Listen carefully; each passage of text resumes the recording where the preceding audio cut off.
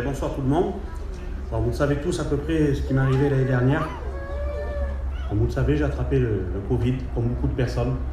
Et ça s'est un peu plus mal passé que d'autres. Donc, on m'a hospitalisé, j'étais aux soins intensifs. J'ai resté 4-5 jours en soins intensifs. Et il y avait ma compagne qui était venue me voir à ma fenêtre. Puis j'étais fatigué, hein. Bon, j'étais sous oxygène, j'étais très fatigué. Mais ça allait. Et puis ils sont venus me prendre dans ma chambre, me faire des examens un peu plus poussés, un scanner.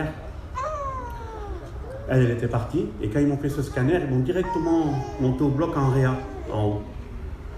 Et quand ils m'ont mis au bloc, ils m'ont dit monsieur, ben voilà, écoutez, on vous endort de suite, on vous entube, votre corps est en train de lâcher.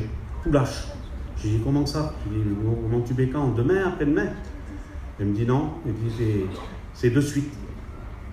Donc ils m'ont fait mettre dans une chambre à côté. Ils m'ont dit appelez votre femme, appelez vos enfants, dites-leur que vous les aimez. C'est ce que j'ai fait. On avait bien un film, vous savez qu'on voit dans les films. Et c'était déjà très angoissant, très perturbant. Et j'ai resté 6 semaines dans le coma. Pendant ces 6 semaines, moi, je n'ai pas tellement réalisé ce qui s'est passé, mais on me l'a dit quand je me suis réveillé. J'ai fait une aplasie.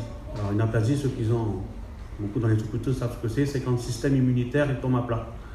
Donc j'ai resté normalement dans le coma et qu'on fait une aplasie, ça dure 3 jours. Et si au bout de 3 jours, on ne remonte pas, eh bien c'est la fin.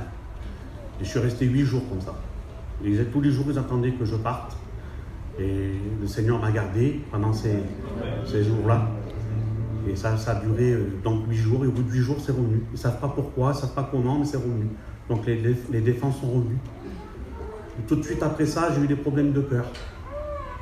Donc le cœur s'emballait. Il partait de 180, il redescendait à 60, il remontait à 170, 180. Et ils ont voulu mettre une pile. Mais c'était encore compliqué pour mettre la pile parce que dans l'état où j'étais, je pouvais y rester à tout moment. Et le Seigneur aussi là, il m'a gardé encore une fois. Il m'a gardé là. Et puis la troisième fois, j'ai eu un microbe. J'ai attrapé un microbe. Ils ne savent pas ce que c'est encore. Au jour d'aujourd'hui, ils ne savent pas ce que c'est. C'est inconnu.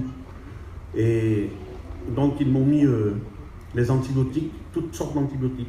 Et bien entendu, j'ai fait une allergie aux antibiotiques. Donc quand ils mettaient l'antibiotique, je combattais ce microbe-là, mais je faisais une allergie. Donc mon corps lâchait. Et s'il me l'arrêtait, je mourrais. J'étais à presque 42 de fièvre. Et ça a duré ça a duré assez longtemps, parce que ce microbe-là, il est revenu 3 fois pendant les 4 mois que j'étais à l'hôpital. Et au jour d'aujourd'hui, ils ne savent pas ce que c'est ce microbe-là. C'est inconnu, ils ne savent pas ce que c'est. Et le Seigneur, il m'a gardé encore une fois là. Et vous savez comment c'est, hein, parce que c'est terrible, parce que à chaque fois que j'y pense, c'est que vraiment, ma destinée, c'était de mourir. C'était comme ça. Et bien, ensuite, ils m'ont fait des dialyses.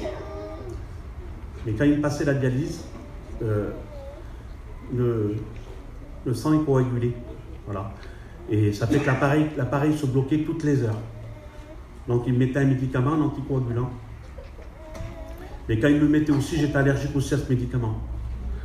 Donc c'est pareil, c'était encore la même chose. Si je prenais le traitement, je faisais l'allergie, je mourais. Et si je ne le prenais pas, je mourrais aussi. Et le Seigneur, il a fait en sorte encore une fois que je m'en sorte. Et puis au bout de 6 semaines, donc je me suis réveillé. Et quand je me suis réveillé, je ne parlais plus. Je ne bougeais plus. J'étais tétraplégique dans un lit. J'ai resté comme ça plus d'1 mois et demi, sans bouger. Et c'était très dur. C'était très dur de rester, de ne pas dormir, d'être dans cette chambre, d'avoir une horloge devant vous. Et puis comme je vous le dis, j'étais pas encore sorti d'affaires. Et donc il laissait rentrer ma femme, mes petits.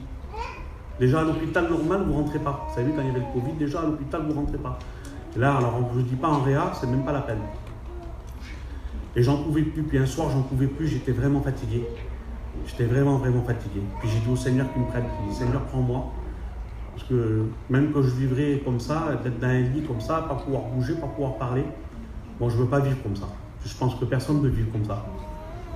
Puis le Seigneur, il a parlé à mon cœur. Il m'a dit de pas craindre, de lui faire confiance, qu'il allait me garder, que j'allais remarcher. Et puis il m'a fait du bien.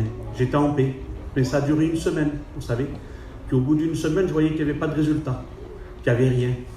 Et puis ces moments compliqués, ces angoisses, et puis cette voix qui venait encore dans les oreilles, j'ai redemandé au Seigneur que je parte. J'ai dit, Seigneur, je veux partir. Je ne veux pas rester là, je ne peux pas vivre comme ça. Et là, vous savez, je ne voyais pas bien. Même aujourd'hui, je ne vois pas trop bien. Je voyais tout le trouble, je voyais vraiment rien du tout. J'ai vu la porte qui s'est ouverte, et puis quand il s'approchait la personne, c'était le Raymond qui est rentré dans la chambre. Alors pareil, je ne sais pas comment il a fait pour rentrer. Là, je ne sais pas, il doit avoir une carte spéciale. Il est rentré, il a prié pour moi. Et quand il a prié pour moi, vous savez, dans sa prière, il a dit exactement les mêmes mots que le Seigneur m'a dit la semaine d'avant. Que je n'avais pas à craindre, que tout allait. Il a tout ce qu'il a dit. Et puis ça, j'ai compris que c'était une confirmation du Seigneur. Et vous savez, là, je ne parlais pas. J'avais une chose qui m'appuyait sur les cordes vocales. J'avais là une trachéotomie. Et je ne parlais pas. Il n'y avait pas un son qui sortait de ma bouche. Mais je peux vous dire que le cri du cœur que j'ai lancé, je crois que c'est la première fois que j'ai dû crier comme ça, sans. C'est-à-dire que ça faisait vraiment le cri du cœur. J'ai compris que le Seigneur allait me garder. J'ai compris que j'allais m'en sortir. J'ai compris que c'était sûr que j'allais remarcher. Et quand je suis sorti de l'hôpital, il y avait ils m'ont fait des examens donc, pour les jambes, parce que même le dos, tout ça, je ne tenais pas. Il n'y avait rien qui me tenait. J'ai resté 15 jours à prendre une chaise roulante électrique. Et elle n'arrivait jamais, cette chaise. Et on m'a fait mes examens, et quand je suis sorti des examens de l'électromyogramme pour les nerfs, la dame elle m'a dit, monsieur, je vous le dis, vous ne faites pas de film, c'est plus jamais de votre vie vous remarcherez. Vous ne remarcherez plus jamais de votre vie. J'ai dit si, j'ai dit je veux remarcher. Elle me dit non monsieur, c'est fini, c'est terminé, vous ne remarcherez plus. Peut-être que vous arriverez à vous lever. Concentrez-vous maintenant sur votre avenir, concentrez-vous à utiliser le fauteuil roulant. Et puis peut-être que dans 1 an ou 2, peut-être que vous arriverez à vous lever. Et moi, je n'ai pas écouté cette dame. J'ai dit que j'allais remarcher, donc je me suis fait transférer au Gros du Roi, en rééducation. Et quelques temps après, j'ai commencé à pouvoir rebouger mes jambes. Pas longtemps après, un mois après. J'ai commencé à pouvoir m'asseoir. Et cette dame-là, après 1 mois et demi après, j'ai refait un examen. Et quand j'ai fait l'examen à l'hôpital, c'est un service, vous savez, c'est des étages complets.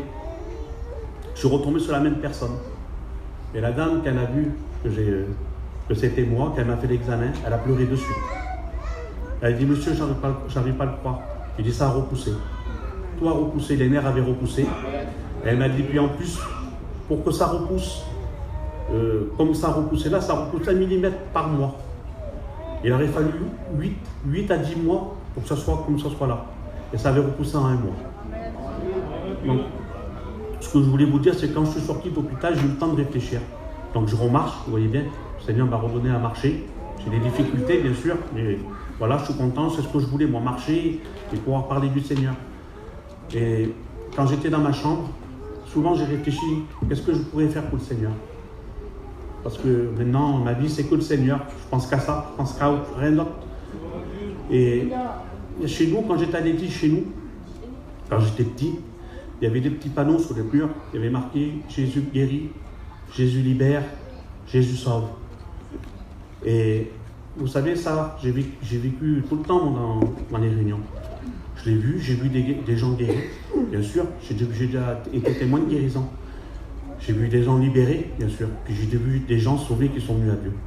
Mais jamais c'était moi personnellement. Et puis le Seigneur, il m'a rappelé qu'il m'a guéri là. Donc j'ai vécu une guérison. Puis il m'a rappelé que quand j'étais enfant, mes parents m'ont retrouvé dans un lit, mort, bleu. Ils m'ont ramené à l'hôpital. Et puis pendant le parcours, ça a duré 3-4 km. Je me suis réveillé dans l'hôpital. Il m'a rappelé que j'avais fait une pneumonie.